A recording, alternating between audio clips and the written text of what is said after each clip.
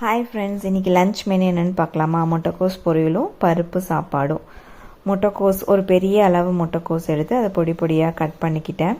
Cut பண்ணிவிட்டு நான் cooker use பண்ணுறேன். அதனால் குக்கர் வச்சு தேங்காய் எண்ணெய் இல்லை நார்மல் ஆயில், ரீஃபைண்ட் ஆயில் ஊற்றிக்கலாம். நான் ரீஃபைண்ட் ஆயில் ஊற்றிருக்கேன்.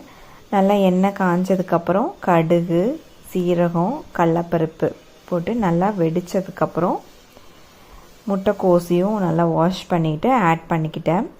முட்டைக்கோஸ் ஆட் பண்ணதுக்கப்புறம் கொஞ்சம் மஞ்சள் பொடி, மிளகா பொடி, அப்புறம் நான் சாம்பார் பொடி ஆட் பண்ணிக்குவேன். அது ஒரு டேஸ்ட் பார்த்திங்கன்னா கொஞ்சம் டிஃப்ரெண்ட்டாக இருக்கும். அதனால் எல்லோரும் ட்ரை பண்ணி பாருங்கள். சாம்பார் பொடி போட்டு பொரியல் செய்கிறப்போ அது கொஞ்சம் டேஸ்ட், நம்ம நார்மல் வரமிளகா பொடி போடுறதுக்கும் சாம்பார் பொடி போடுறதுக்கும் அதோட டேஸ்ட் கொஞ்சம் டிஃப்ரெண்ட்டாக இருக்கும்.